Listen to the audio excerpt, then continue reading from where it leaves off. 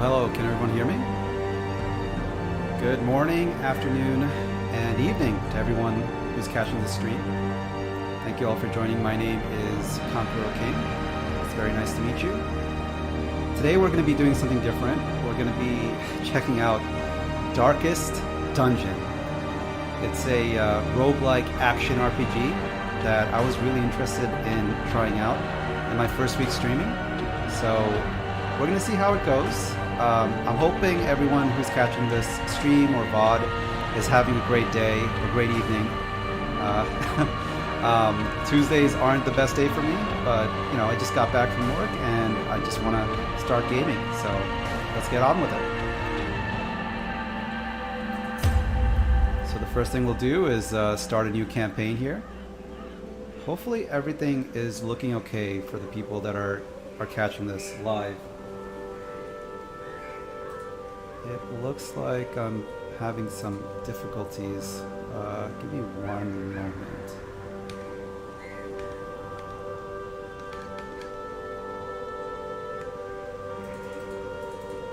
For some reason, the cursor is actually is not working for some reason.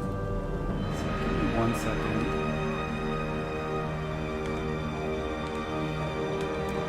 It looks like the mouse isn't getting picked up. So let me see. I can't really move the item. So let me just Alt F4 here. I'm gonna restart the stream. So give me 1 second. Oh, oh, there it is. My mouse wasn't actually turned on. There we go. Give me 1 second here. All right, we're back.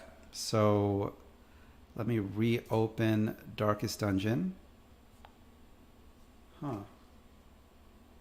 Oh boy, it looks like my mouse is dead. So I gotta go and charge it. But while that's happening, not sure exactly what's going on with that. Let me try using the touchpad. So we're gonna be going without a mouse for this stream.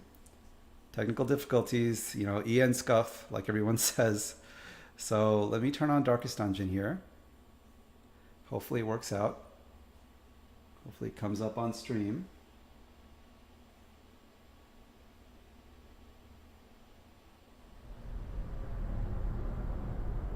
Ruin has come to our family. And I'm using this touchpad, which isn't the best, but You remember give me our one venerable moment. house, I'm going to. opulent and imperial, gazing Okay, proudly awesome. from its So it looks like Darkest storied Dungeon came back on. architecture. So we can get started. I lived all my years in that So ancient rumor while this shadowed cutscene's manor. playing, just wanted to let you guys know that, you know, this has been the third day of my first week at streaming, and I've been enjoying it so far. It's really great to play the games that I like to play, and you know, even if no one really catches these VODs, or I get maybe 1 or 2 people joining in, it's still nice to, you know, just play and experience some of the things that, you know, I'm a fan of, because I'm a huge fan of VTubers. I love watching streamers stream the games and have exciting moments. So this is really a way for me to kind of improve my abilities.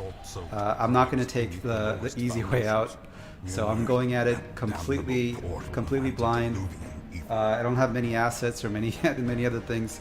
You'll notice that my actual thumbnail for this game is really just one of my 2 faces, my 2 default faces that I got from my artist, who's very great and did a great job on my model. At some point I really want to show my entire model, the full thing, the full shebang, but right now, you know, it's still in the works. We'll see. Maybe sometime in the future we'll actually be able to see my face move around with an actual camera instead of just the PNG here moving or blinking, doing like the little shot, doing something like what's it called? If you guys have ever seen Zoolander, you know, the blue steel. Just imagine my face. Hold on 1 second. Let me just pause. I can't even do it because my the veto tube that I'm using to run the PNG and kind of shift between 2 modes, it's actually picking up the air. Oh, there it is. I was blinking for 1 second, so imagine that. Imagine blue steel from Zoolander. And so we got the game running, we got through the opening cutscene, and without further ado again, let's start take 2 here. Let's actually start a campaign. And one thing to mention, I mentioned this yesterday during my Elden Ring stream, but I've never actually beaten this game. So unlike Elden Ring, which was something that I did beat, although in a very cowardly Ash of the War level way, with Darkest Dungeon I never beat it. So we'll see how it goes. The experience that I'm going to get from this stream is going to be my first real serious playthrough of the game, and we're going to be going at it from start to finish and seeing where we land, what characters we can use. So without further ado, let's get started. So it asks us to select a difficulty. From what I know from watching other streamers play Darkest Dungeon, this game is insanely hard. We're not going to be able to beat it on the sticky difficulty. I know nothing about the system. I don't even know what's going on. I looked up a couple of guides on how to go through a couple of sections of this game, but I'm not sure if that's going to really help me out in the tougher areas. This game gets brutal. So let's take it easy right now. Let's actually choose the darkest option, which is the game's normal mode. And in terms of the name, oh, looks like it went through. All right, so it went to this next screen right there.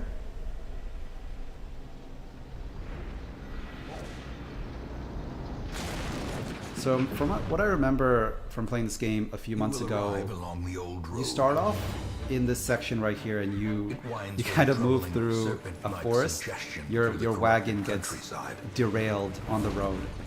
So you can see right here what's happening. To ever more tenebrous places.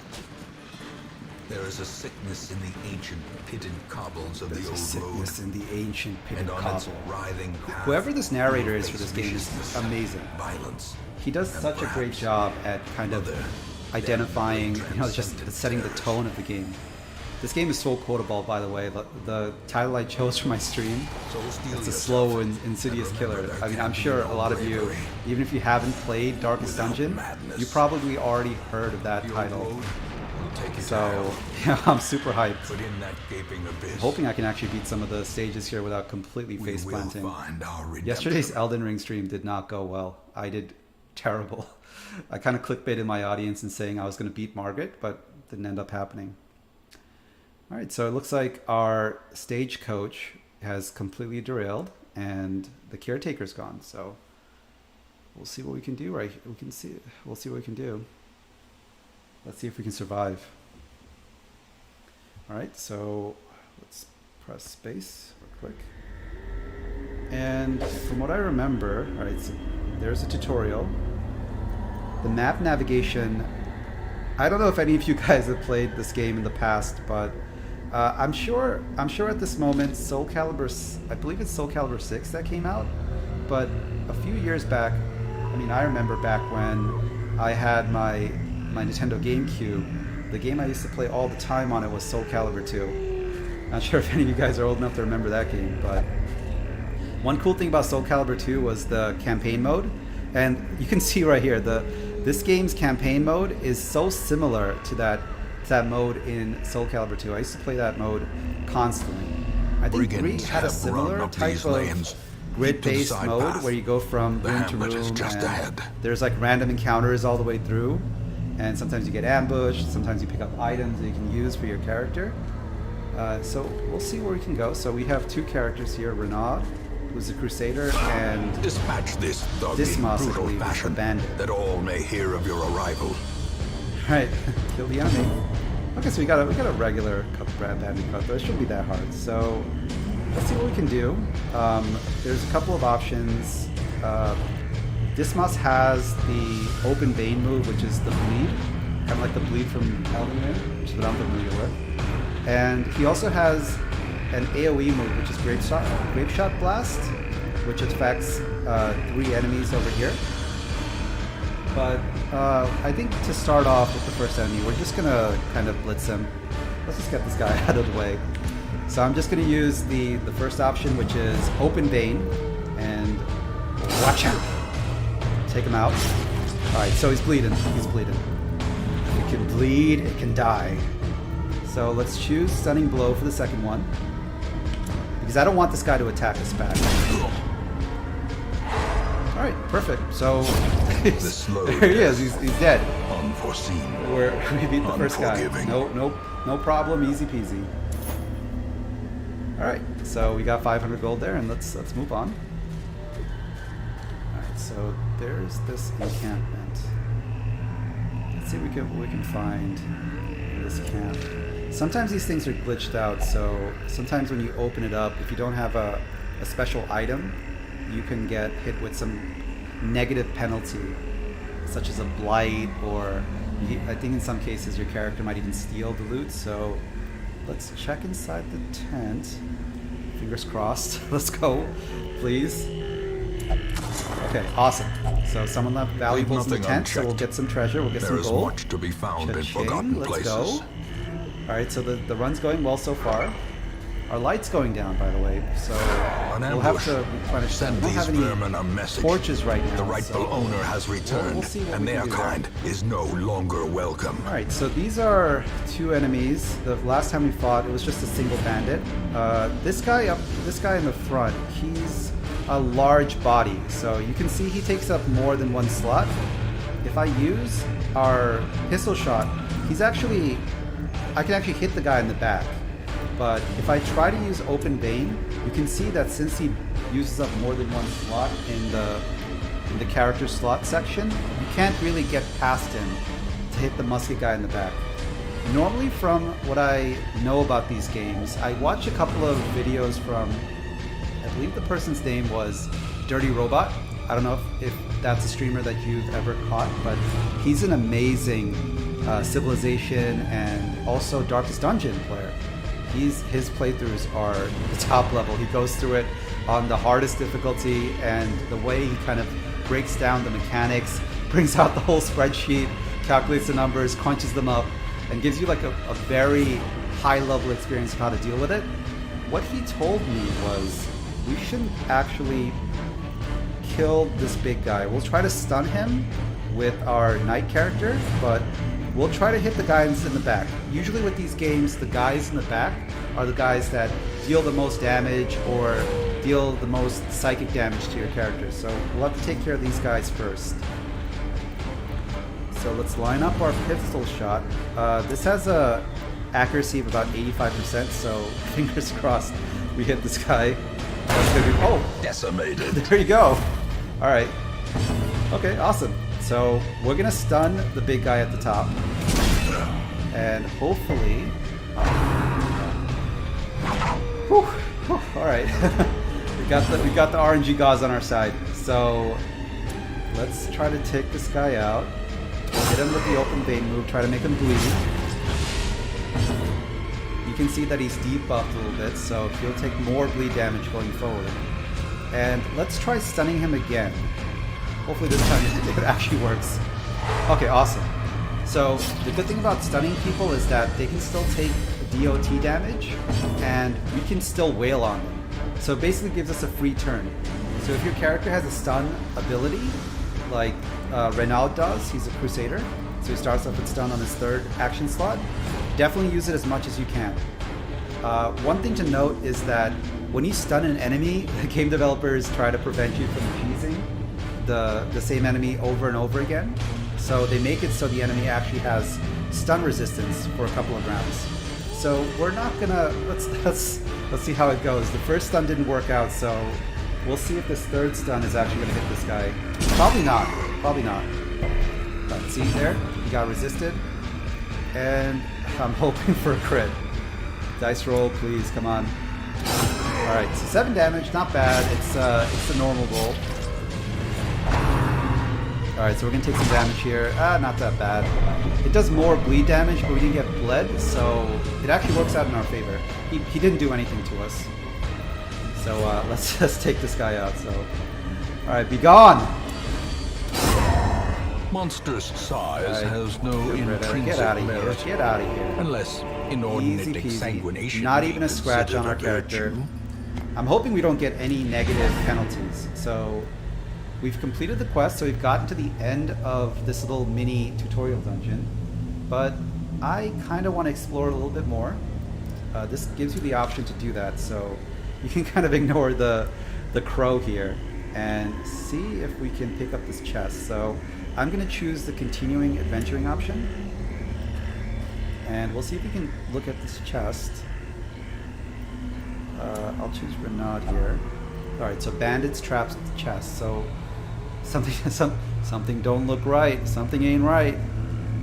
We'll see if this chest is gonna mess us. Actually, I don't know. I don't know what we're gonna do. If I had a coin in front of me, I'd flip it right now and just go with that, like Chigurh from it's No Country for Old Men. But in this case, let's go with it. Let's go with it. Let's see what we took. Basically no damage. So yeah, no problem. They tried to poison us, but it didn't work out. Our men are stronger than that, so let's complete the quest. Yep, there you go. And we got an achievement as well. Awesome. Great. We got 5,000 gold. We got all these items here. So amazing. Alright, so here's the moment of truth. This is actually the part of the game that I'm always afraid of. It's when you finish a very hard dungeon, or in this case, nothing, garbage dungeon, and your characters in this game actually changes their personality. They take on new traits and they lose old traits based on how well you did. So sometimes you might have a team of just Arnold Schwarzeneggers, and by the end of the dungeon they just end up being mopey, depressed, just nervous train wrecks. And it's gonna be better to just get rid of those guys than to take them on another journey. So there's a whole cost-benefit type of relationship, which we'll discover later on. But for right now, let's see what kind of positive or negative trait Dismas actually received. So let's see. Oh, come on, game. Sickly, yeah. So even though we completely destroyed these early enemies, we still got hit with the sickly debuff, which means that in the future, if we go to certain areas, if we get hit by any bile or any poison, Dismas is not gonna have a good time. Okay, so let's return to town. Welcome home, such as it is. This squalid hamlet, these corrupted lands, They are yours now. These corrupted lands. And you are bound to them. And you are bound to them. I don't know how this guy gets his voice so low. I wish I had that ability. Unfortunately, I don't. Unfortunately, this voice is what you'll hear. So let's see. So the first thing that it shows you is the activity log. It gives you an update on how your characters did on the left-hand side. So you can see that Dismas is now level 1 and Renaud is level 1. If you ever played D&D, it's basically like those campaigns. So at the end of those campaigns, your character gets experience and they can use the experience to level up or do other things. Unlike Elden Ring, which is the other game that I'm familiar with, your characters can't really do much with experience beyond just leveling up. So it looks like for now, our two main characters are okay. I'm gonna try to keep these two guys alive for as long as possible. So I'm really hoping by the end of this game, either Dismas or Renaud is with us, is with the end party, because I want to see that go through. I think you get an achievement as well for beating the game that way. So I want to see it, and I want you guys to see it as well. On the right hand side, you can see that it gives you a couple of quest goals. So these are your objectives for the game. There's a lot of them in the beginning, and you don't really need to concern ourselves too much with it. The first thing we need to do is just get to the town and see how things are going. So I'm gonna exit out of this menu. Get help where you may. Yeah, okay, game. We don't need help right now. We only have 2 people and we just blitzed the tutorial area, so we're fine. But we might need help in the future. Okay, so there's a couple of exclamation points here. There's different shops in this town, or I believe they should be called buildings. There's different buildings in this town, and these buildings have different abilities. It's kind of like Terraria, so again, not sure if any of the people who play this game or who are catching the VOD right now, if they played Terraria, but by the way, Terraria, one of my top 10 favorite games. I grinded that game from start to finish. I actually want to play that in the future, so another idea of mine, gonna write it down, but I'm gonna play Terraria in the future. For right now, we're gonna try with Darkest Dungeon and also with Elden Ring, which we're gonna continue. And I was thinking of going Fallout as well, but going back into the game. So we have a couple of buildings here. Let's see what they do. So I'm gonna click on Stagecoach. Women and men, soldiers and outlaws, fools and corpses. All will find their way to us now that the road is clear. All will find their way. All right, cool. So the Stagecoach is where you can recruit new characters, and this is going to be one of the most important buildings that you have to take care of throughout the game. The characters in this game don't last a long time. They are donezo after maybe 1 dungeon. You'll see as we go through it. So it started us off with 2 of the starting 4. So we have a debuffer, which is the Plague Doctor. So what we can do is, let me select them. I think it's drag hero, and put them into what our better laboratory our than the team. blood-soaked battlefield? And we'll also drag the Vestal. A sister of battle, pious and unrelenting. Yep. So we'll drag those 2, and the Vestal is, from what I remember from playing this game a few months back, she's the dedicated healer. She's like the Mercy of this game.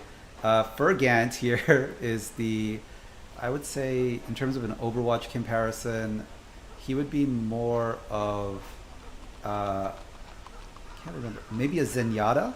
So he's more of a debuffer. So what he does is he applies status ailments to enemies and they get completely wiped out.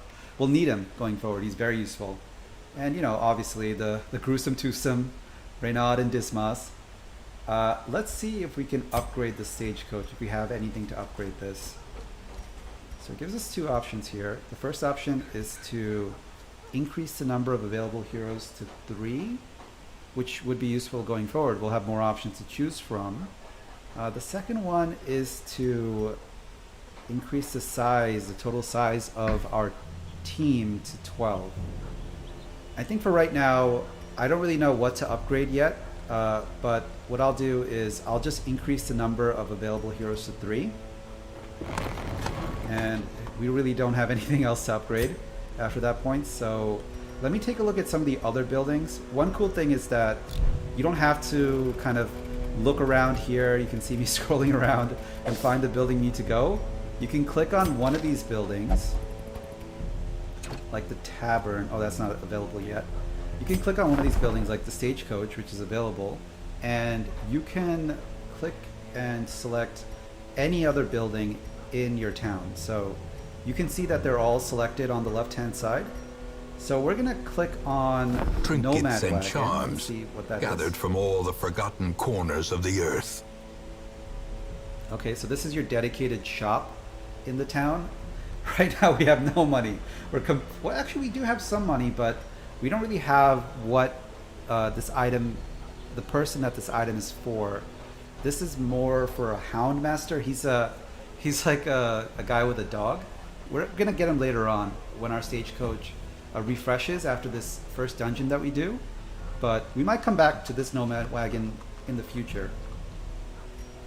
But you can see that all of these different buildings you can upgrade, however which way you want.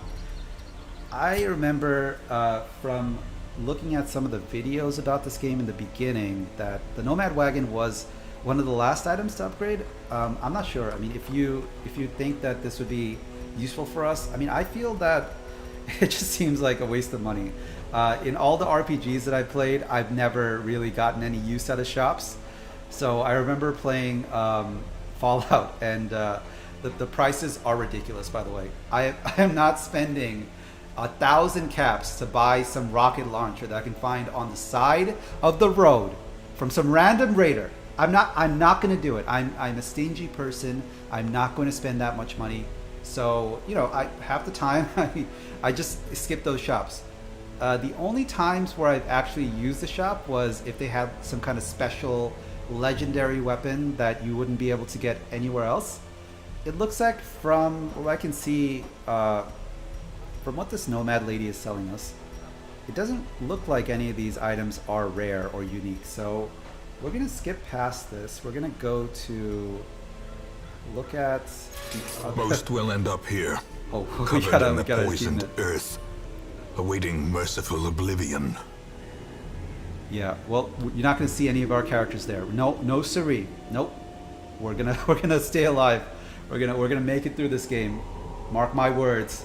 Mark them. We're gonna make it through this game, okay? In time, you will know the tragic extent of my failings. All right, so this is where you see the cutscenes of the game. So there's some cutscenes coming up. Kind of a spoiler alert. So you see here, it's kind of spoiling us already. So we haven't even fought these bosses yet, but we can already see what we can fight. So we got a brigand, we got a pirate, we got a what the heck is that? It's some kind of Cronenberg monster down here. Whew. All right, we'll see when we get there. All right, so I think we have everything in front of us, and we have our party. We only had 2 characters that we recruited for our party. It looks like our Vestal is ready to go. And let's actually embark on our first mission. So we're going to click the embark icon here. A mecca of madness and morbidity. Your work begins. Your work. Let me see if I can try his voice. Your work begins. Your work begins. I'm gonna have to review the VOD later and see how that goes. All right, so okay, so it takes us to the quest section, and in this area you can see that there's different areas here you can tackle. Right now we only have 2 available to us, and I love these developers, by the way.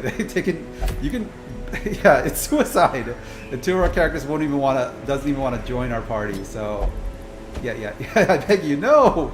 Nope. Yeah. So we're not gonna fight the main boss already. You can go right to him if you want to, but obviously you're gonna get completely wrecked. Yeah, we're not gonna do that. The cool thing is, you can see that when we form a certain party, it gives us different names. I'm not sure if any of you played this old game. Back to my GameCube conversation, but another game I used to play a lot was Marvel Ultimate Alliance. Has anyone in the VOD or in the chat ever played that game? Amazing game, by the way. It had so many different characters you can play. I'm a huge Marvel buff, and you can form different parties. And one cool thing about that game was that it actually gave you different stat boosts for certain parties. So if you formed like the Avengers, if you formed Iron Man, Tony Stark, Captain America, you formed Thor, God of Thunder, and you added in, the Hulk. You shouldn't add in Black Widow. She's completely useless. But if you added in the people that actually do the most damage, you got this cool banner that comes up just like this. So I'm pretty sure the developers who made this game probably know what they're doing here. They probably have played some of those old Marvel Alliance games, because this is too suspicious. So we're gonna take a stab at the first dungeon.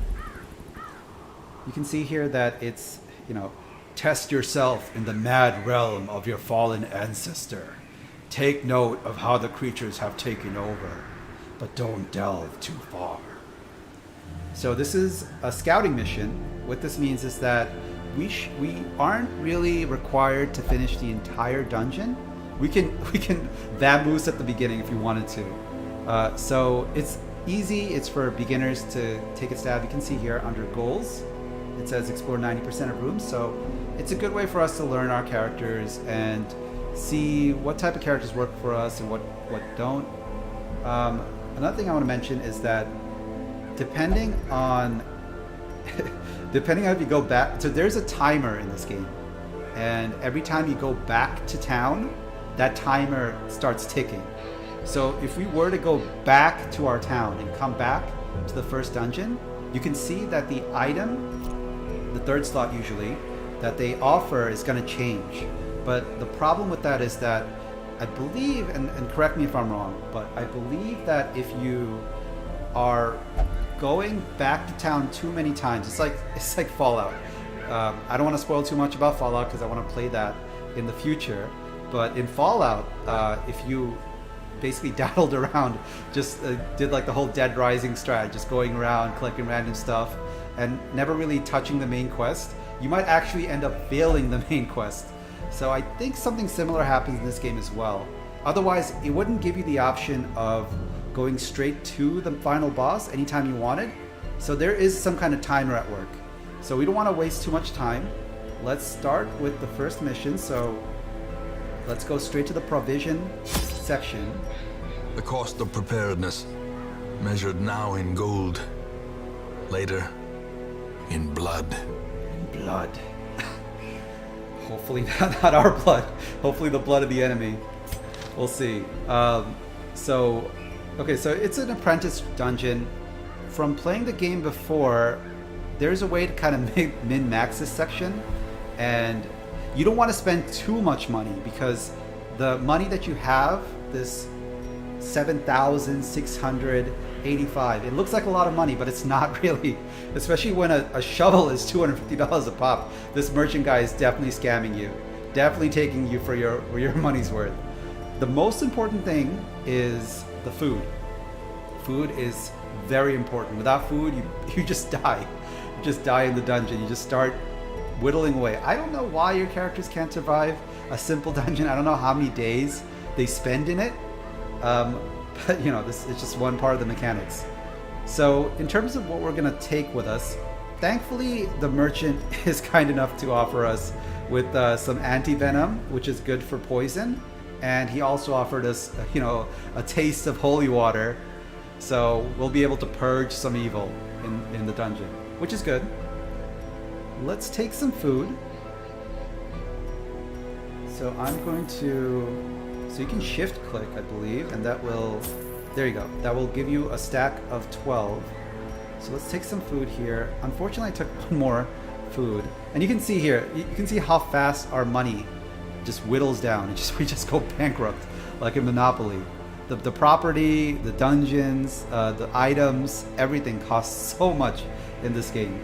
So we really want to conserve our money, especially in the beginning when we don't have any money. And so we have our food here. I kinda don't want to take any torches with us. You could play the game entirely without a torch, by the way. You can go through it completely in the dark. But the problem with that is if you do go at it completely in the dark, you might end up draining your character's sanity, which is the two things that this game really punishes you on. So it's like a risk-reward type thing. If you go into a dungeon and you have no sanity, your characters just end up freaking out. They just end up going wild. And we're going to see that while we play through this. So let's take a few torches for this beginner dungeon. I'm going to just hold shift and click on the icon, so it gives us a stack of 8, which is good enough for the first one. For some of the longer dungeons, like the medium dungeons and the long dungeons, you might need more equipment. But for right now, we really don't need to bother. And the last thing I want to take, and this is something that will always hit us, that we'll run into some walls in the dungeon. So these are walls that you have to kind of claw your way through. And if you don't have your shovel, you're going to need to actually use your fingernails or your weapons or whatever. I don't know what the mechanic is, but your character would have to physically tire themselves out and dig through whatever gross stuff you run into. So we're gonna take one shovel. There you go. And I think that should be it. I really don't want to take anything else beyond that. And I don't know if you can actually sell the food back to the... Oh, there you go. You couldn't sell the food back to the guy. I'm sure you got scammed from that one morsel of food, that one tiny niblet of food that we sold back to him. We probably got nothing for it. But I think we have everything we need. So let's embark. Let's go at it.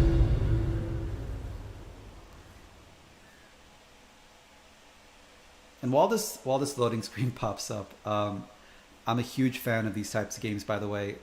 I'm not really a big fan of the more story-driven games.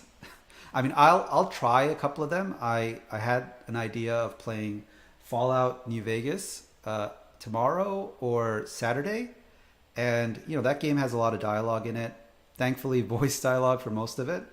But usually the story-based games, I try to, when I wanted to start off as a new streamer, I wanted to tackle it and show my content with games that I felt that if I was tuning into a streamer, I would be enjoying. So stuff like Darkest Dungeon, stuff like Elden Ring, very action-oriented games that, you know, it's just very exciting to see. A lot of VTubers do the whole story-driven aspect of it very well. But I feel that with someone with my kind of voice, I mean, I can't go really deep. I can't. I guess I can, but I'll end up with vocal polyps in a couple of months. So I'm working on my voice. I can. This is the deepest I can go. So no Vox Hakuma for any of the people that are catching this VOD. So you're gonna have to deal with me and my nasally voice while we go through this ruin. Yeah, but I'm hoping anyone who's catching this VOD is having fun. So you can see here that we're traversing our first dungeon. And while we're going through it, let's actually move to this room.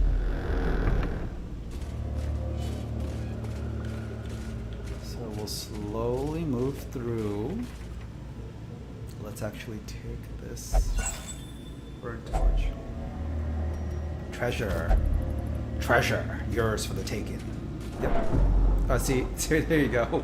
So just being in the dungeon stresses your characters out, obviously, because this place is dark.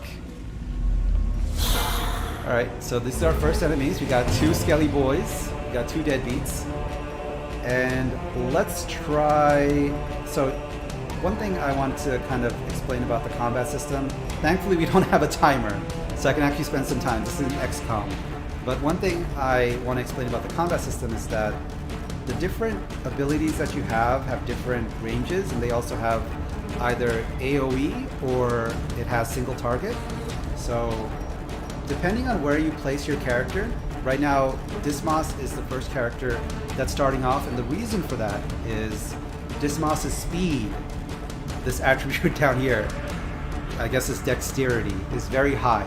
And what that means is that when this game begins a fight, it looks at the speed, the base speed of all the characters in your party and the base speed of all the characters in the enemy's party. And if the enemy's speed is higher than yours, they'll start first. But if your speed is higher, it rolls a dice to see the order of characters and how they'll start. And it's mainly determined by the speed stats. So if you have, one cool idea is if you don't want your healer to attack first and you want your healers to attack last, because usually they're going to be the ones that heal the party. If you fight a tough enemy and you haven't even started fighting, your party takes zilch, no damage. So you're going to need them to take damage for your healer to heal, to maximize, the heals per second. So it's a good idea to have your healer have the lowest speed on the party. So when you're right now, I have nobody. I have no adventurers to travel with me. I just have these 4 schmucks here. But in the future, when we recruit more people, we'll actually take a look at their speed. And when we're sending people out to a new dungeon, we're going to see if we can make it so the people that we need to attack last have the lowest speed. So without further ado, let's actually take... So there's the dilemma with this game. So you can try attacking everyone at once, or you can kind of focus fire one target. And I've looked around, I've looked at the different VODs. Some streamers want to focus one target, and other streamers want to just attack one guy and just focus them down. I'm of the opinion that if we focus one guy, just get him out of the way first, it's probably better for us in the long run, DPS-wise. So I'm going to shoot this guy in the face. Another abomination. There you go, he's gone. From our lands. Dead dude is out of the way, so we took care of it. You can see here, so there's the problem. So the game, when it started, it rolled the dice, and it determined that Dismas was the first person to fight, and the second person, for some weird reason, is going to be our Vestal, Magnard. I gotta change his name to something I can actually say. So the Vestal doesn't really have many offensive attacks. She just has this dazzling light attack, flashbang, basically. Flashbang out. And we can use that on our Jelly Boy. Precision and power. The cool thing about the flashbang is that it actually lights up the room, so if you're running low on torches, you can use it to light up the room for a little bit and save some sanity loss later on. Alright, so the next person... One other thing I want to mention is you'll see that certain attacks have different status effects. So this guy, Fergie, this guy right here, you can see he has a blight attack and also a bleed attack. The bleed attack deals more damage to bandits and human enemies, which you won't really find too many of those in this game. And the blight attack does more damage to undead enemies. So it's a lot like Pokemon, if you ever play Pokemon, and there's different status effects, like you have grass beats water, water beats fire, etc., yada yada. So we're gonna go with blight. And since this guy's already stunned out, I don't know how you stun a Skelly, but since he's already stunned by the light, blinded by the light, we'll take him out with the flashbang. And there you go, easy. So we took no damage. Maybe Darkest was too easy for us. Maybe we're actually too good at this game. I'm probably gonna eat those words later while we go through this dungeon, but right now we're feeling good. Unlock strong box, so we don't really need anything to open it right now, but sometimes you'll see boxes that have keys in them and you need to use a key to open them, or you can just break them and that will open the box, but it'll cost some sanity or health. So there's trade-offs if you don't have the right item for certain items in the game. So we're gonna open up this unlock strong box. Let's see how this goes. Alright, so we got a shovel here. And we got a bust. Alright, we got fine art and another shovel. So we can start double shoveling. Maybe get the maiden to work it out as well. Let's move to the next room.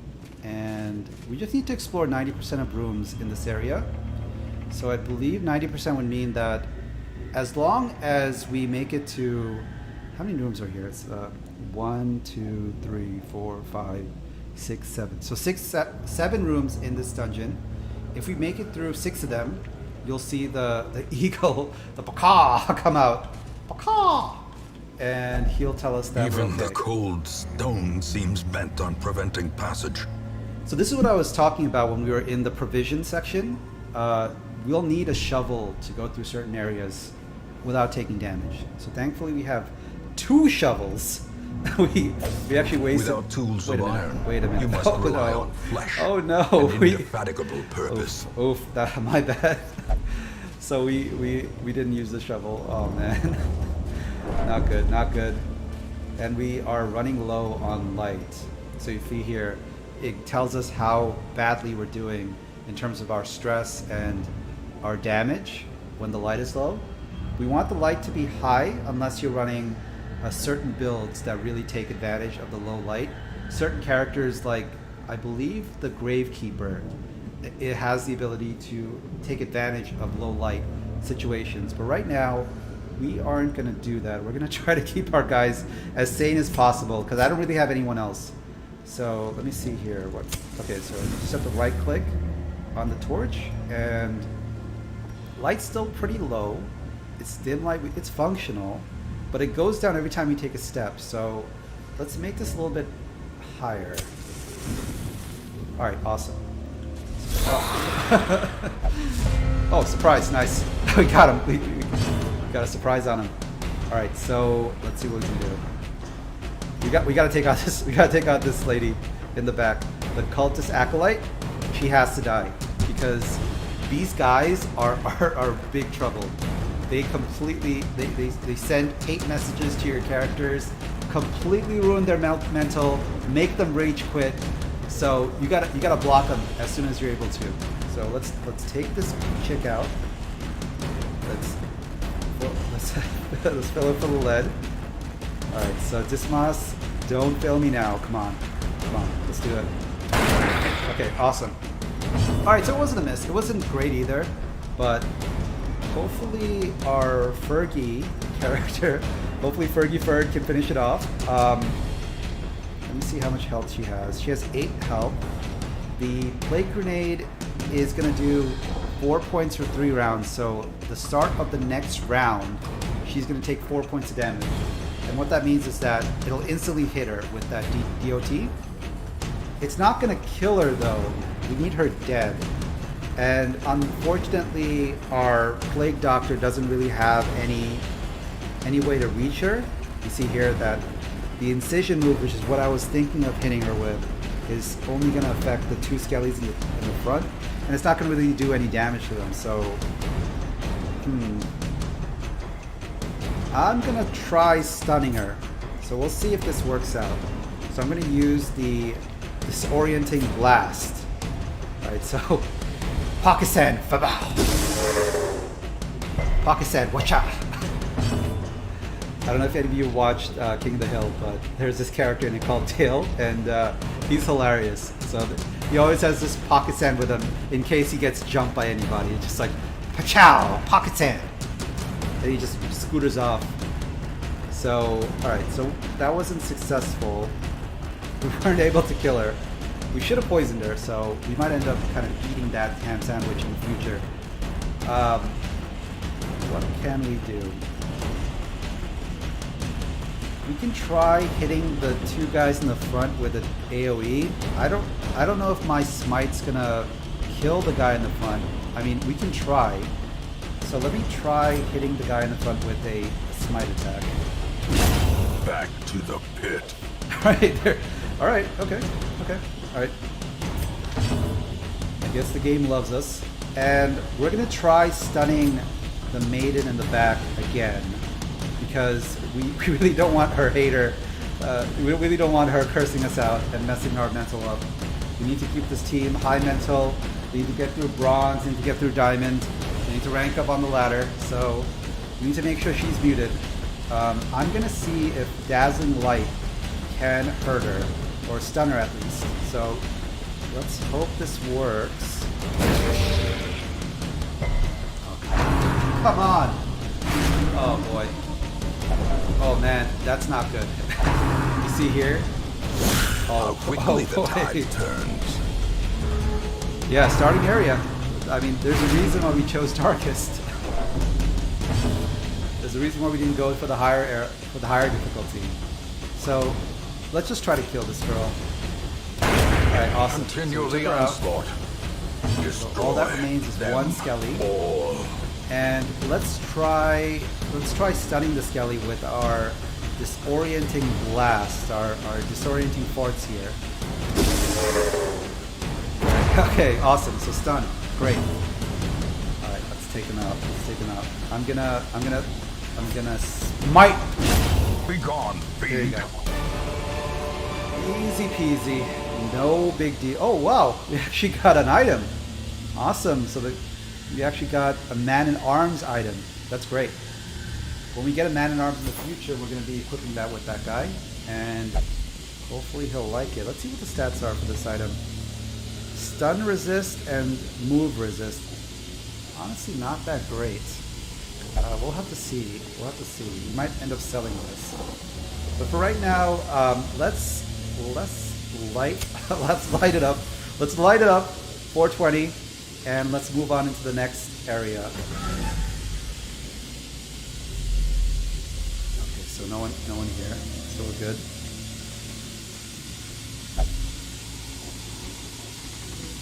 Okay, let's see which area to move to. So if we move right, we're not going to be able to go. We're not going to be able to go in a full loop around the area. But if you move to the top, we're going to be able to do a full loop. So we might be able to complete this dungeon. Let's say we end up in a really bad situation. We might be able to complete this dungeon without getting hurt too much. So for the sake of safety, I'm going to move to the top loop.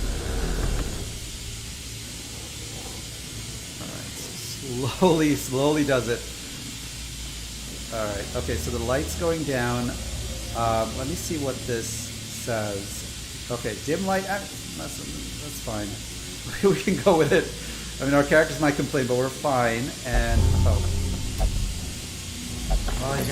we got our steal from us right now. Some reward for a task well performed. Oh, man. Maybe we should kill Renaud. maybe we'll get rid of this guy. I don't think this guy's gonna last to the end. Really backstab the whole team there. Before we head into a new area, let's try lighting it up again.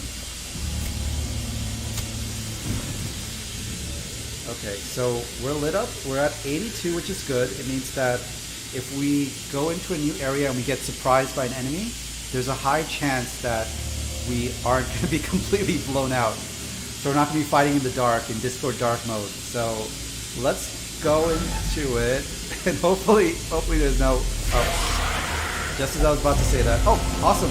Perfect. So this is why you light up. This is why you light it up, guys. Because you are able to surprise these guys. Alright, so let's see what we can do. We're not going to make the same mistake we did last time. We're not going to be able to hit this girl with our little slashy attack. So let's try shooting her in the face. Alright, half health. Not bad. I'm not going to make the same mistake with the stun. I need this chick dead. Because if this chick sends another hate message to my Vestal in the back, she is going to lose her mind. So we need to avoid that. Let's kill this chick. Alright, play grenade. Out. Oh, come on. Just as I was about to say that. Alright, we have to go with Dazzling Light again. Fingers crossed. Everybody pray. Pray to whatever deity you believe in that this lands. I really need my Vestal alive. I don't know if we're going to get another one for the next round, so we need this chick to be alive and not cuckoo bananas while we go forward. So let's see. All right. Awesome. Thank God. Okay. She's stunned. That's good to hear. For this guy in the front, the cultist brawler, he's a human, so he's not going to take more damage from our Crusader, who's more built to fight against creepy crawlies, abominations, deadbeats, what have you. Little skellies, spooky things. So right now we're going to have to choose whether we can land a guaranteed hit on the skeleton and maybe kill him, or we can try stunning the guy in the front. The Wolverine Hugh Jackman looking guy in the front is gonna snick at us. It's just gonna, all right, bub. It's just gonna mess us up and bleed our entire party. So I think we're gonna go with the coward's way around this time, and we're gonna stun the guy in the front. Awesome. Whew. All right, so things are working out for us. Things are looking good for Kankuro here. I think my party's gonna make it out of this with almost no problems. Let's throw another plate, a little bag of shit at this lady here. Alright, didn't land that time.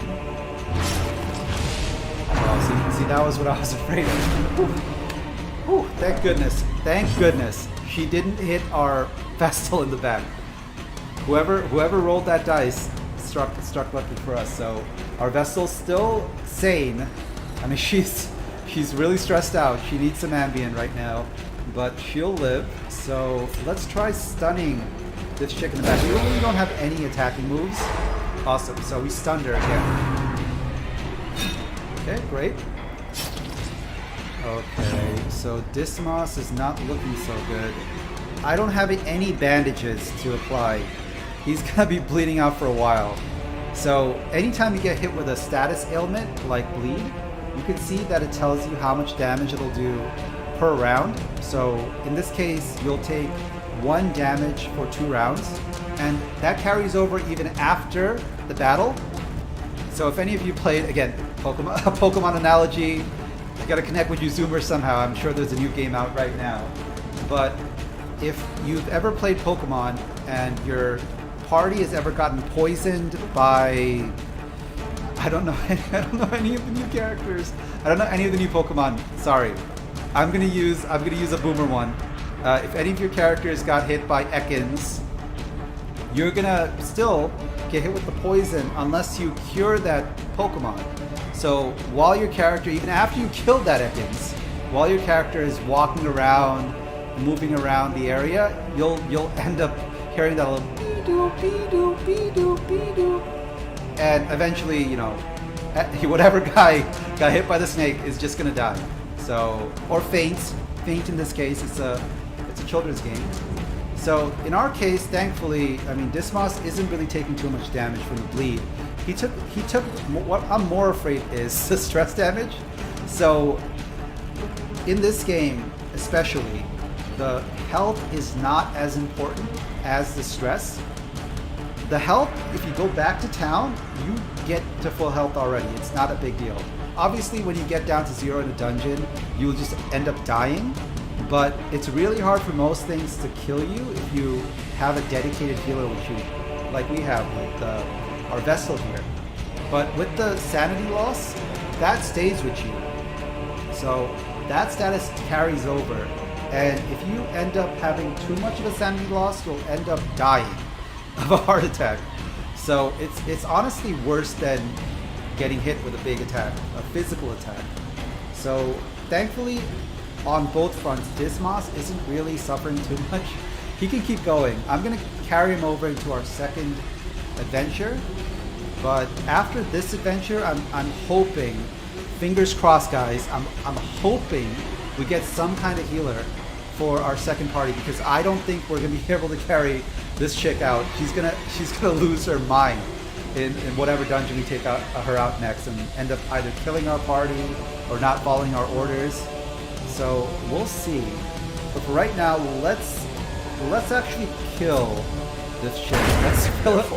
Let's put a bullet in her head. Let's take her out. The offensive. And we don't want to get blood anymore. So I'm gonna try to stun this guy, this brawler, this beefy guy in the front again. I don't know why this dude is so resistant to stunning. He has no, he's a regular guy. I mean, he's not wearing any clothes. I don't know, he's too Chad to get stunned or something. But let's try knife. Alright, okay, so we got the actual Hugh Jackman here in this stream that we're fighting against. He's just dodging everything left and right. Alright, wow. Our Dismas is so fast. The speed stat is so fast, he can actually hit him twice. So what happened was, our turn basically ended. We went through our 4 characters, but Dismas is so fast, so much faster. he's Barry Allen, the fastest man alive, that he can actually go in front of the other characters. So you can take 2 turns in a row, which is good for us, honestly, because let's try carving this guy up again. Alright. Alright, so he's dead. He's dead. And Dismas actually got some sanity back from that. He took a hit there, but not too bad. I'm gonna try stunning again. Renaud, We're not. He stole from us. This guy stole from us, and he's terrible at stunning. So I'm gonna sacrifice this guy to the main boss. I'm just gonna throw him into a pit after this stream. Okay, so this is a choice for us. We can try to stun this guy again, and the benefit of that would be that it would raise our torch value, which would be good for us, and it would also, you know, obviously stun the guy, so he's not going to be able to hit us in the next round. But if we heal Dismas, there's a chance that the stun might not hit. So the accuracy of this is 90%, which means that it does. I'm not exactly sure how the accuracy values function in this game. I don't think 90% is that good. Even though it's 90% that's an A, right? That's an A in any class. But I think in this game you have to get over 90 to be really careful. So let me see here. All right, so here's what happens. So I believe the way it works is that the enemies have a resistance to certain ailments. And if you look at the basic Skelly guy right here, he has a 25% resistance to stun. And if we hit him with our ability, which is Dazzling Light, which has a 90% accuracy, his, again, correct me if I'm wrong in the comments, or, you know, leave a dislike on the video if I'm completely going up the wrong tree. I'm new to this game, by the way. I believe what happens is that what the game will do is it'll take our Dazzling Light and it'll subtract that from the 25% that this enemy has. So it's not an actual 90% chance to hit. It might be less for the stun. So, you know, all that being said, let's try to stun this guy. Amazing. So we stunned him and we actually got our torch value up one more level, which is good. And we got another turn because the guy's stunned. So I'm going to try to heal Dismas because he's going to be taking some damage after this fight from the bleed if we survive, which we will. Alright, so we healed Dismas a little bit, not too bad, and it looks like the bleed effect ran out. Unfortunately, he's still kind of spooked from, you know, the spooky guy, you know, Skeleton Man here. So he's going to be kind of a little anxious in the future rounds of this dungeon. But let's actually end this guy's life. I'm not going to use the open vein move because if I use that, he might resist it. Skellies don't, I don't know if you guys know, but skeletons don't have any blood. I know I have to tell you right now, but they don't actually have any blood in their bodies. I think they might have bone marrow, but for the purposes of this game, it doesn't count. So let's just try blasting a hole in this guy's noggin. Oof, I used the wrong move. Let me see what we can do here. Let me see how much health he has. He has 4 health, so if we land... Oh, we can't land a plague grenade. A noxious... Okay, so Noxious Blast is it will blight the enemy, and it does 5 points for 3 rounds. So it does 15 damage over the course of 3 rounds. This guy only has 4 health left, so fingers crossed this hits. This guy's going to end up dying. So let's see what we can do. Awesome. So he's dead. We did it. Great, and we actually got an item. We actually got an item for our party. So it's a stun stone. Alright, so let's pick this stuff up and let's see what's in this box here. So this is an heirloom chest. Some of these chests need a key to open up, and if you don't have the key with you, you can still open them up, but you might not get the best item. Or you might get trapped or hit with something. So we're still going to try to open this chest up here. I'm going to choose... I don't want to choose our healer. You can choose which character opens it up, by the way. So if you are afraid that you might trigger a trap for an item, you can end up choosing one of your beefier guys to kind of tank the hit. So we're going to choose our dedicated tank here, Renaud. He hasn't been very useful for us the entire round, but hopefully he can open up a simple chest. Oh, there you go. Yep, yeah, I don't care about you, Renaud. You stole my stuff. So Renaud unfortunately got bled, and we didn't really get anything from the chest. So we're going to be moving on to the next section of this dungeon. So you can see here that it doesn't allow us to move diagonally. We can only move to the other open slot, or we can go back to where we came. Sometimes backtracking is useful for some of the longer dungeons. You can go back to a safer room and you can rest up a bit and then go back to, you know, the dungeon that you have to fight, or if you are running into a big fight, you can end up saving there and then going back into the fight while you're fully rested up. Okay, so let's start. Oh, there we go, the bleed. And Renaud's going to take a tick of damage too. What happened here? So Dismont's told us to shush. So he doesn't want me talking right now during the stream. Let's see. Oh, there you go. So we got hit with a trap. The trap maker's art. His efficacy the unwitnessed problem with by traps his own is that eyes. they do a lot of damage, and they do a lot, I mean, more importantly, they do more sanity damage. So Renaud got hit with something pretty heavy. Since we have some food in front of us, the good thing about food is that, excuse me, the good thing about food is that it'll actually heal you. So you can eat some food to regain some of your missing HP. You can't eat too much food because your character gets full, obviously. Otherwise, you know, pro level players would probably take like a whole canteen full of food, a whole smorgasbord of food. So you can only feed him a little bit. I'm going to feed Renaud a little bit just to keep him going. And then we'll see if we can move on to the next part of this dungeon. Halt! Alright. Okay, let's go in.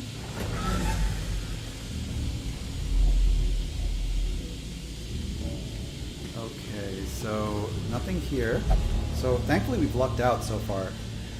We can either go down and then backtrack up, which I think would probably be the best idea because we have a safe place to go back to. So we're going to try going down here, and then we're going to go circle back out and then go around. So let's head down.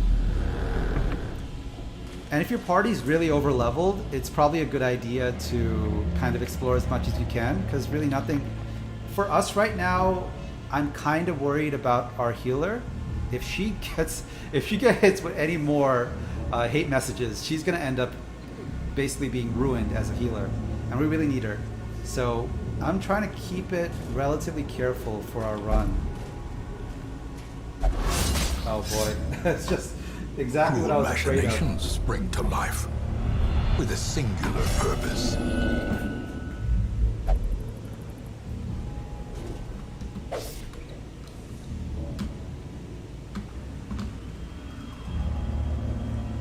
Oof, so we just got hit with an affliction. So what the affliction does is it will mess up our character during a dungeon, and it's a negative trait. So similar to being stressed out in real life, you might end up developing certain ailments that will affect your mental. Same thing happens in this game as well. It's one of the major features. So okay, let's see what our Vestal has been hit with. So let me look at our Vestal here, and let me see what her stats are. Okay, so she is stressed. This girl is stressed out, and she just got hit with a double whammy. So she is tuckered out, which means she's super tired, and she's also claustrophobic, which is not good. Not good for us at all. So yeah, not great for us. So let's kind of move forward. Oh boy. All right, so let me choose Renaud here, and let me go to our item menu and make sure the torch is fully In Radiance, may we find because I really can't take victory. any more chances with this girl. She's already over 100 stress, which means that if she gets hit with any more negative messages, she's gonna end up rage quitting this game and suffering a heart attack. So let's move forward.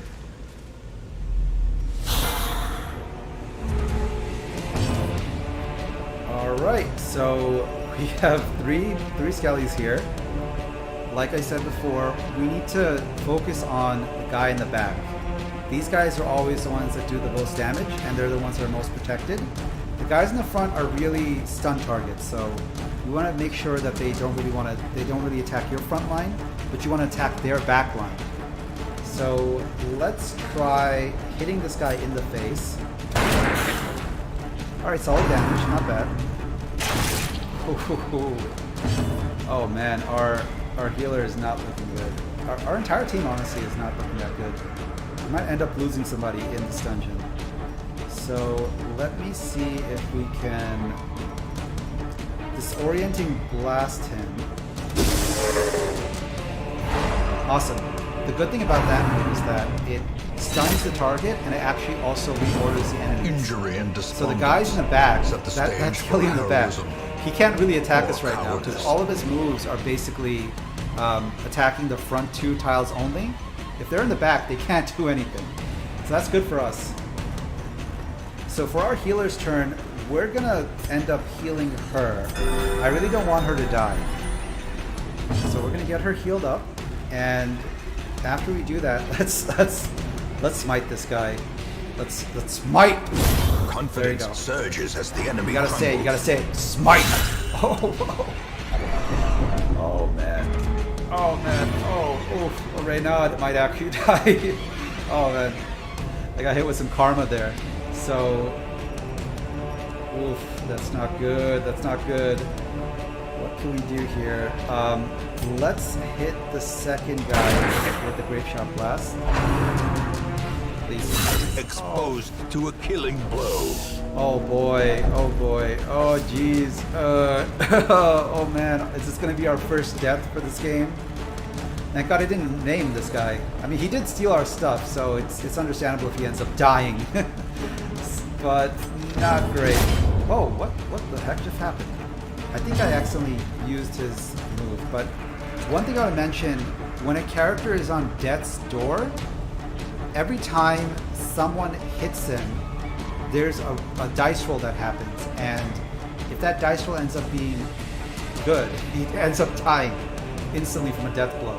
But thankfully the game does kind of throw a bone at you and make sure that you aren't going to instantly die from an attack. Obviously you want to get this guy back to life, and when he does get back to life, he's going to have some ailments from just surviving death. But you know, being alive is better than being dead.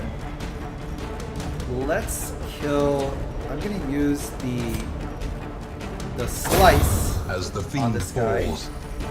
Faint hope blossoms. Oh man, say no!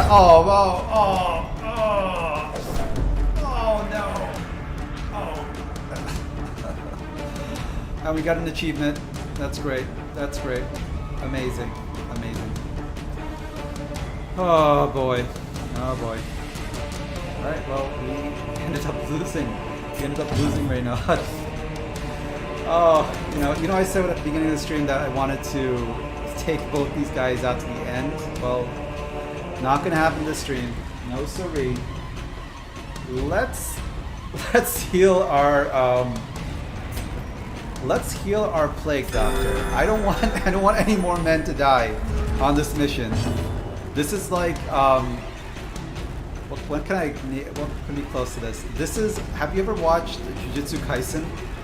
I'm not gonna spoil too much of that show, but there is a certain, it starts out pretty quickly, but there is a certain section in the second or third episode of that show, and the people who have watched Jujutsu Kaisen know what I'm talking about, but shit hits the fan really hard.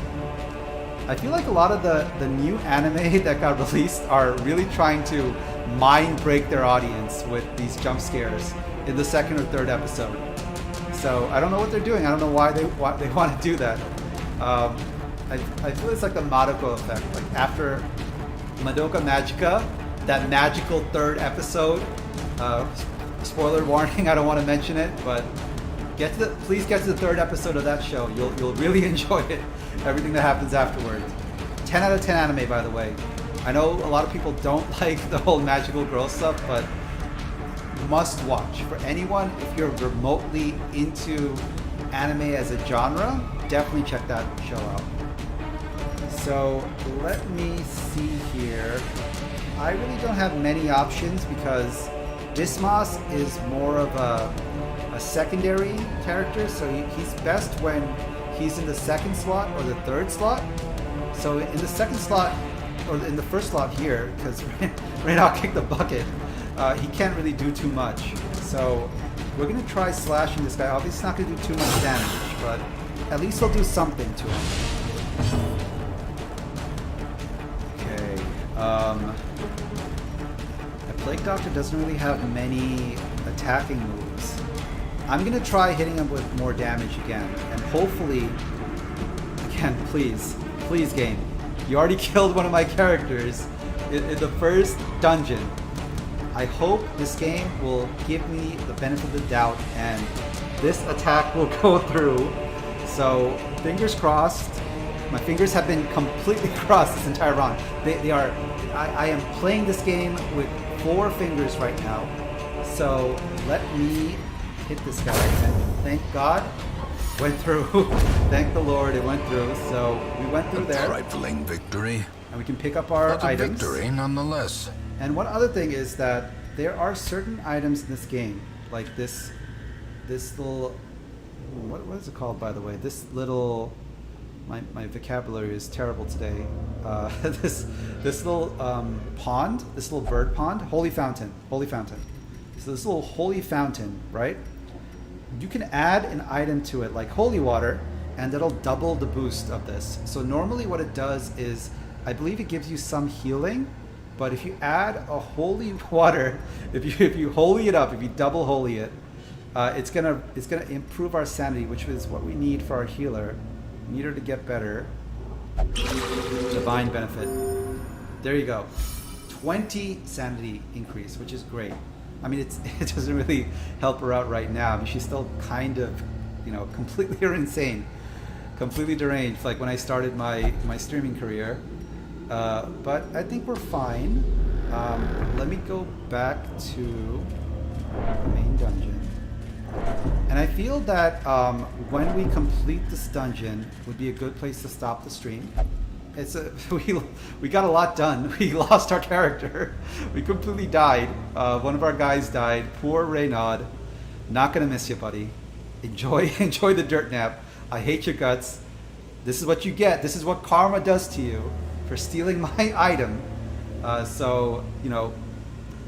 Honestly, I've been saying it. I've been cursing Renaud this entire time. So I've been saying this entire stream that I wish he died. I'm gonna feed him to the main boss. Well, looky here. Got taken out by the first skelly. We don't even need ya. Puh. We don't need ya, Renaud. We don't need people that hold us down. So let's move on to the next room. And because we're gonna end this after this dungeon, let's actually finish it 100%. So the scouting mission says that you only need to explore 90% of this room, but let's try finishing 100%. Let's get it all the way through. There might be a cool boss fight at the end that we can kind of fight with 3 characters and see how well we do with one guy that can't even use half of his moves, and our plague doctor that is kind of useless on most of these dungeon guys right now. So we'll see. It might end up badly, but it'll be good for content. I might make a YouTube short out of it. All right, cool. We got some food.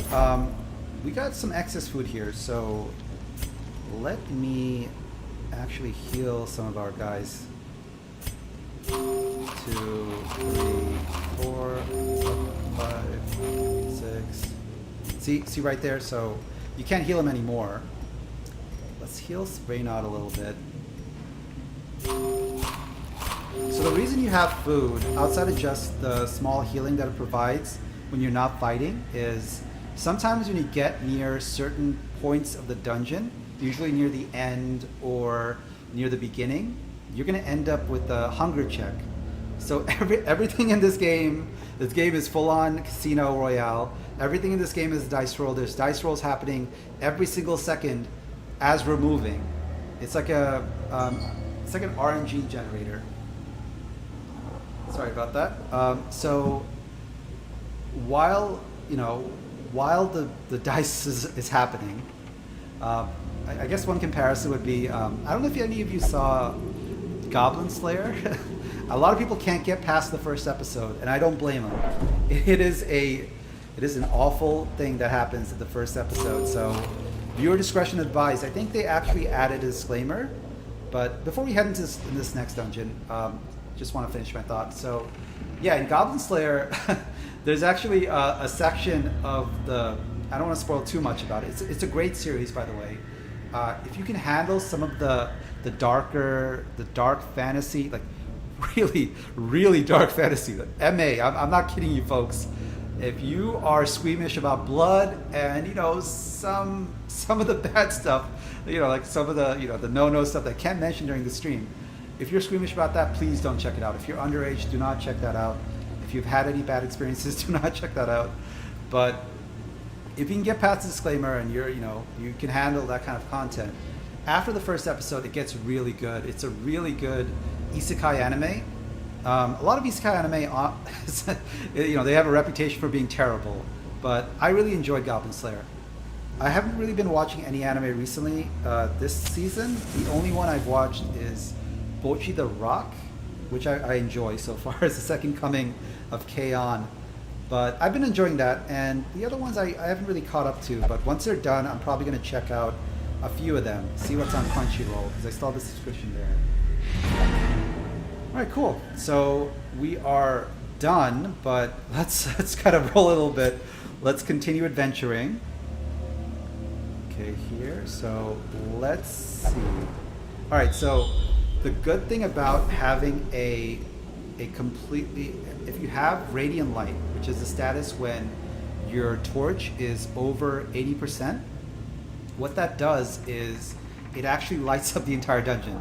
So you can see ahead, you can see some of the obstacles in your way, and you can kind of prepare for it. So what it's telling me is that there's a treasure in the upcoming room, and there probably is a couple of tough enemies out there. We do have 10 minutes left that I wanted to do in the stream. Let's actually go through it. Let's go through it. Let's take a stab at it. I'm hoping. Let's try using our most cheap options. Maybe Dismas can get us a W. We'll see. Okay, here. All right. So thankfully, since we didn't use those 2 shovels, we got 1 left over. So we got plenty of shovels left to go. I wish we could hit the bad guy with a shovel, but we can't. Oh boy. Oh boy. Okay. Thankfully, they're surprised. So one thing we need to do here is we need to shuffle up the order. So let's see.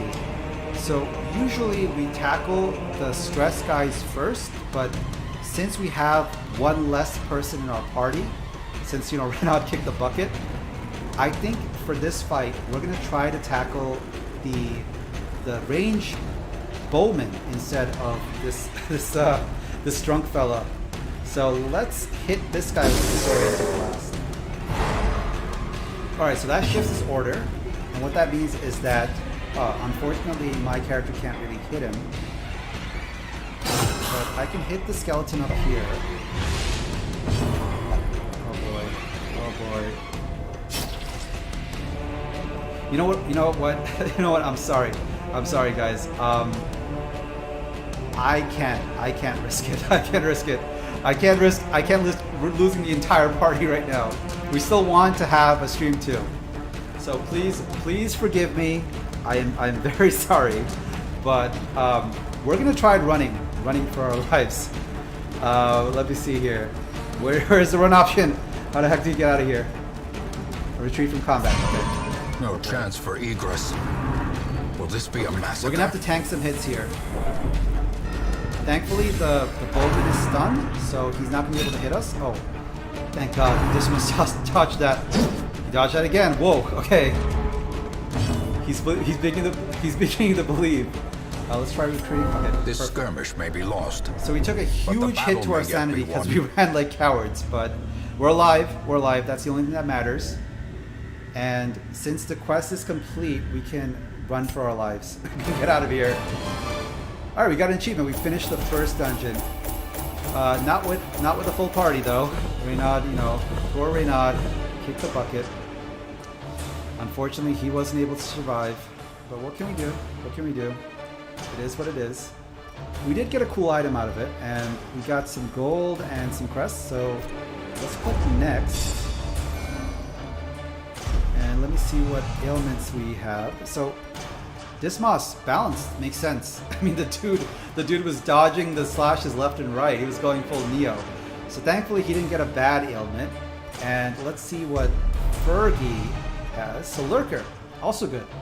So if we ever go into an area where we want to go with low light characters, so you can either take certain items that makes it so your character does more damage under low light, or you can actually choose certain characters that are better in low light situations. You'll find them later on. We'll find them in the wagon later on. Fergie might be a good guy to tag along, to take with them, so we'll see.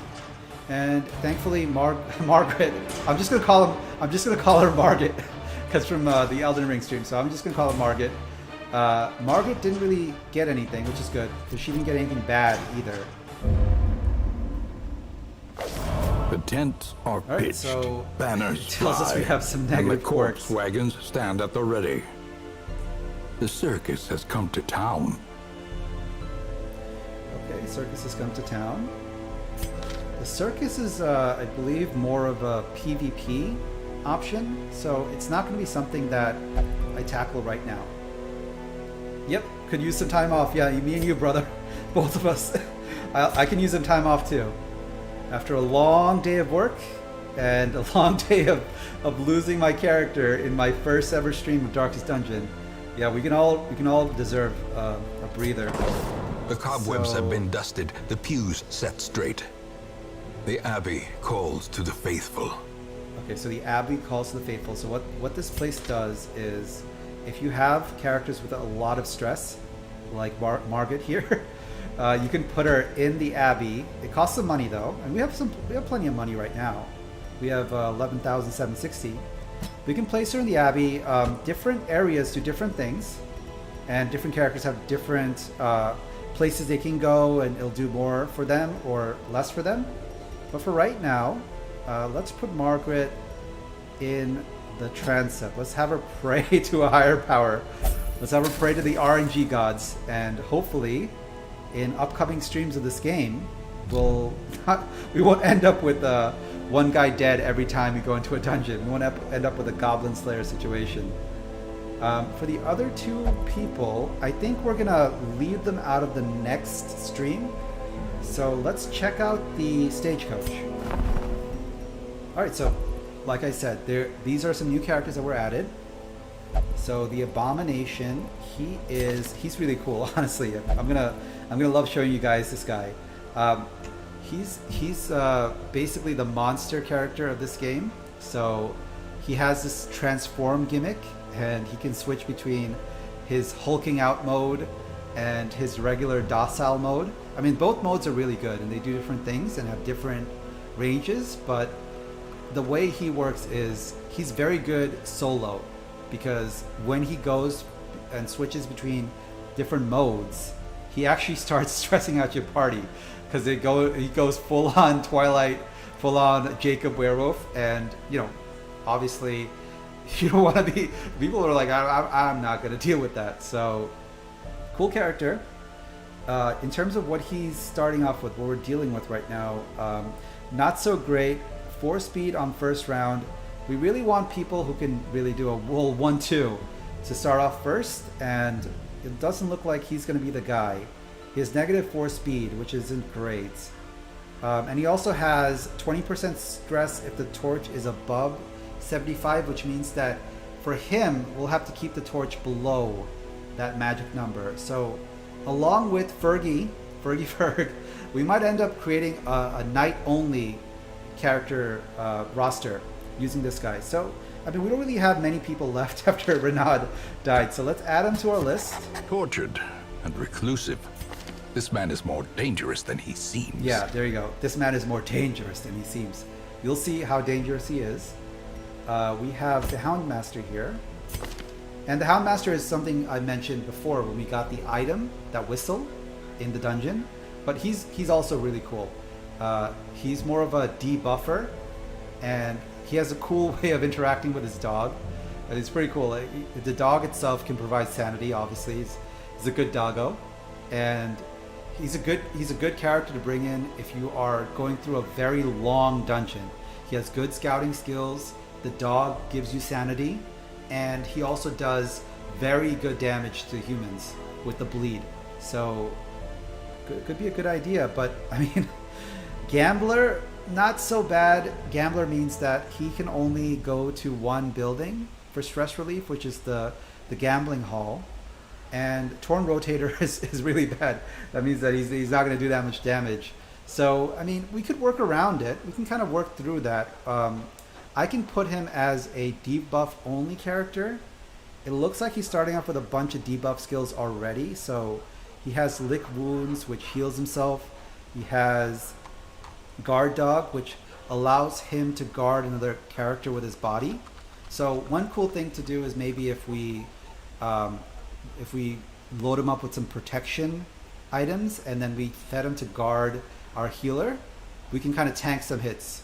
Obviously not preferable because he's the dog guy, but I mean, not bad. And also stout, which is good. So even though normally Houndmasters are more of like the rogue of the party, this guy seems to be more of a tank. And you'll notice that as you go through the game, that depending on who you pick, like they mix it up. Certain characters might not be the same type of character in your roster. You might be able to kind of pick and choose. A Crusader could be a healer. A Houndmaster could be a tank. Obviously not great, but you can respec however which way you want, depending on what you have remaining. There's some flexibility there. And lastly, we have a Levy, which is, Reynard's reincarnation. So he came from the same Crusader place that Reynard did.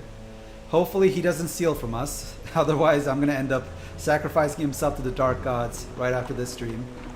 But, he got some good skills. He got Cove Scrounger, which means that he's going to do more damage or more scouting if we're in the Cove, which is more of like a SpongeBob Bikini Bottom section. And he also got Night Owl.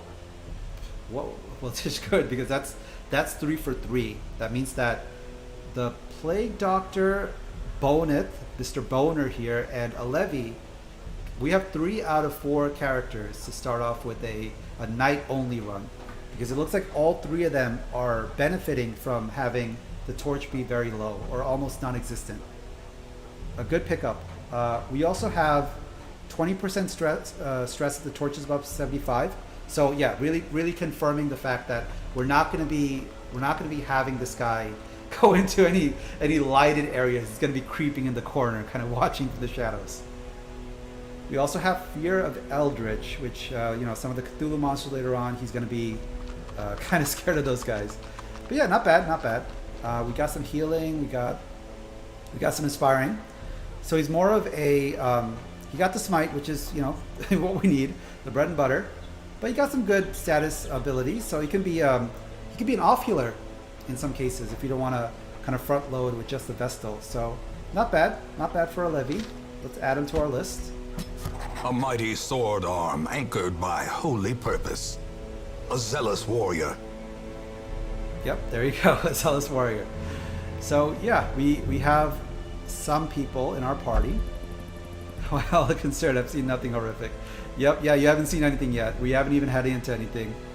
Ponce. So we're gonna take you for a ride next stream. But yeah, with that being said, thank you all for joining me on my first ever Darkest Dungeon stream. I'm hoping that you guys would like this game. I really love it. I really love these roguelike games where you start off with this randomized set of characters and abilities and really use your luck to find out what's happening. I prefer them over the longer, more static, linear RPG games. So that'll be more of what I'm into. I really like the randomness. I really enjoy it. Like what happened this stream. I mean, who would have predicted that Renaud's going to die for the first thing, right? So yeah, didn't expect that at all.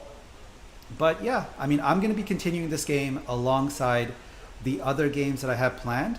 So I'm planning on streaming this for my first month. I'm also planning on streaming Elden Ring, obviously, completing that game. And I might dabble in some other games that I personally am interested in, and I'm hoping that some people who catch this VOD or check out my stream live in certain hours, I'm gonna be kind of mixing around the times a little bit on Saturday and see if I can find some audience, see if anyone's out there. Maybe the times that I have right now might not be preferable to a lot of people, so we'll see what happens. On weekdays, I'll be streaming around 5 to 7 p.m. EST. But on the weekends, I'm going to see if we can kind of mix it up because I have more time, obviously. So we're going to be seeing it on the weekends if we can do a double stream. Not this upcoming weekend. I'm going to be taking my cat out to the vet. But in the weekend after, definitely, we'll see if we can do a double stream. So I'm looking forward to more content with you guys. This is Conqueror King here, Lonely Puppet Man VTuber, signing off.